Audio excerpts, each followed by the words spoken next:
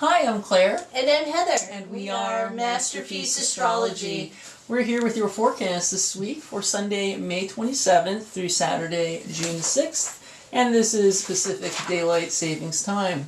And boy, this week we have a great forecast for you. It's a great week. We haven't been able to say that to you in so long. Yeah, and we're really excited. Nice week, pleasant energy all the way through. Yeah, and we were just looking at the planets this week, and you know, the moon changes all the time. So not counting the moon, when the Mercury goes into Gemini on Tuesday, we're going to have everything in Earth, water, and the personal planets, and then the transpersonal planets, Uranus, Neptune, and Pluto. We got Capricorn and water, so there's just no fire. Except for Tuesday, when we have a full moon in Sagittarius. Right? Yeah. So starting out the week Monday, nice day, no biggie there. Yeah. Leading into the full moon on Tuesday, which is really nice, 8 degrees Sagittarius moon. Right. Opposite the sun at 8 degrees of Gemini. Moon goes into Sag on Monday afternoon, so I think it's fair to say that we'll be starting to feel the power of this full moon about 3:30 in the afternoon on Monday.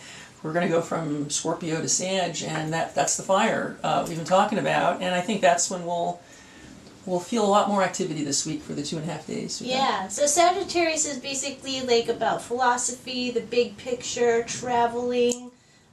It's pretty socially gregarious. It likes to go camping, that kind of stuff. And then Gemini is, all about talking and communication and a lot of great ideas. So I think it's going to be a big day. Plus, Mercury is going into its native sign of Gemini. Mercury also rules Virgo, but I feel Mercury is more at home with Gemini. Yeah, it goes into Gemini at 4:50 p.m. on Tuesday. So the full moon is going to be early Tuesday morning. It's at 7:20 a.m. And that's when we're going to have that just big burst of kind of that Gemini Sagittarius. Yeah. Again, Gemini is the little details. Sagittarius is the big picture. But funnily enough, in this full moon, the big planet really, I think, setting the tone is Saturn. The way Saturn's aspected during this full moon, it forms an isosceles triangle called a yod. What does that mean for you? It just means that Saturn plays a big role, and that Saturn represents our authority, correct authority. Right. Discipline. And with the Gemini Sagittarius energy Heather was talking about, that's all about this thinking, little thoughts, big ideas, details.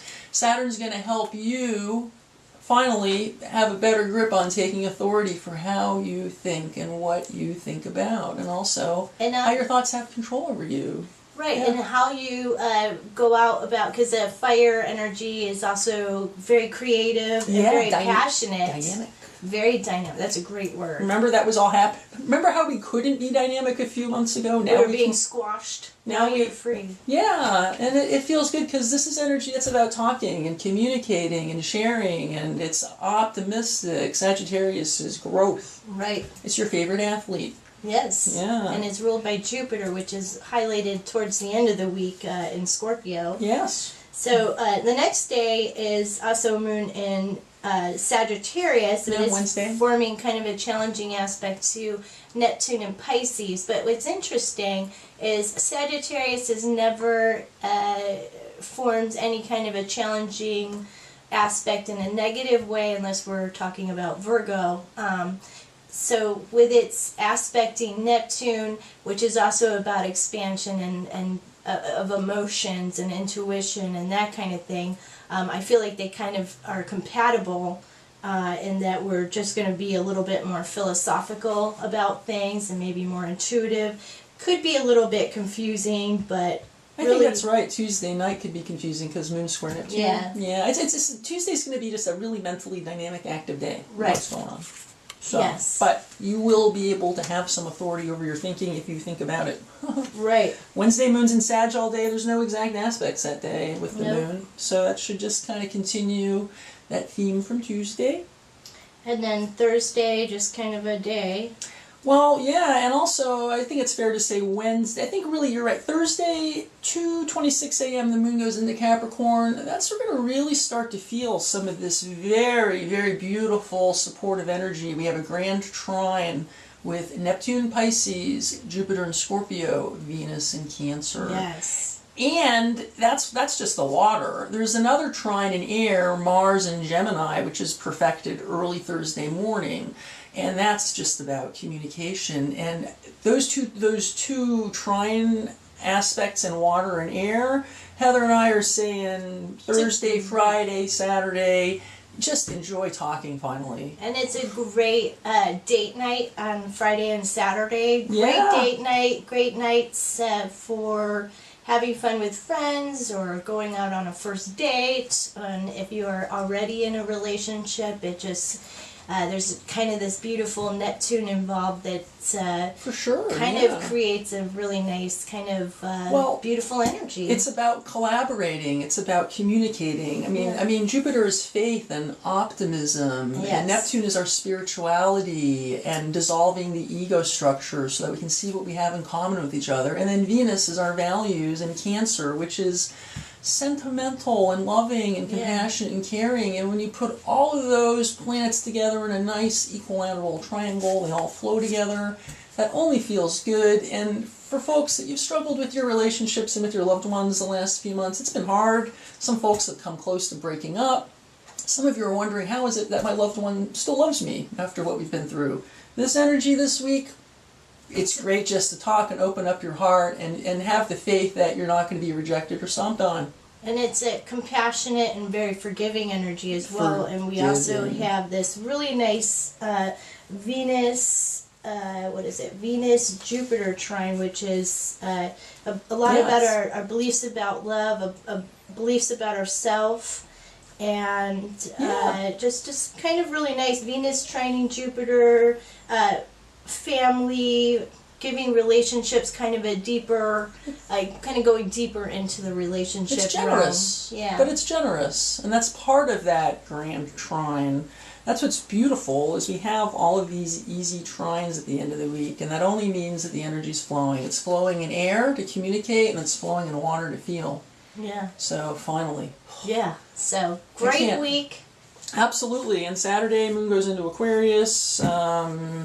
You know, I don't know. I think it's just the weekend. Saturday will be a great day. So. Yeah.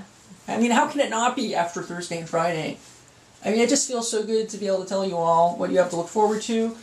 Mars in Aquarius is a planet I wanted to devote just a little bit of time to, Heather. Because, you know, in 4 weeks, Mars is going to go retrograde in Aquarius. So just calling out to you all as you enjoy this new feeling of being able to think and feel and communicate. Mars in Aquarius is helping you by helping you be aware of your attitudes and ideologies. I think it's fair to say Mars has a long transit in Aquarius this summer. It goes retrograde. Yes. So it's like, I think it's through August, September.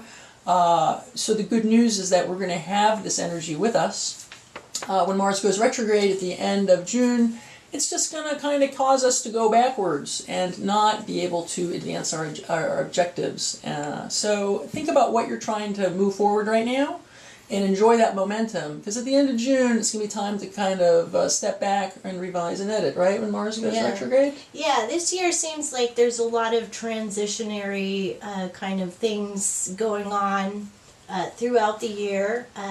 It was very challenging at the beginning part of this year, and we're now just kind of going into this new sort of energy, but then we're going to be retrograding back into the kind of in Capricorn, the older energy that we've just come out of. I know, for 4 weeks. Revisiting in things. August, So, but we're going to come at it from a whole different angle, so it'll be interesting. It will be. So I just encourage you, just think about your, you know, how you're acting right now with Mars and Aquarius, because Mars is, you know, how we get what we want, and Aquarius is really about the human family and social justice. Expect to see a lot more social justice issues cropping up. Yeah. And also, maybe you might be questioning your involvement in groups, because it is kind of groupthink, and if you're having a hard time in some groups right now, maybe it's time for you to find another group. Right. And also have the courage to know you can go it alone for a little while you find that group. Exactly. Because it's going to open up for you. That's what Aquarius does. Yeah. Don't be afraid of that. Yeah. All right, folks. Well, have a great week. We can't wait to come back and tell you what's in store, but this is beautiful. This is a great week. Enjoy yourself and enjoy the summer, and Just enjoy opening up your heart and feeling the feels. Finally, it's safe. It's a safe feeling. Thank God. All right. Yeah. Take care. Bye. Bye.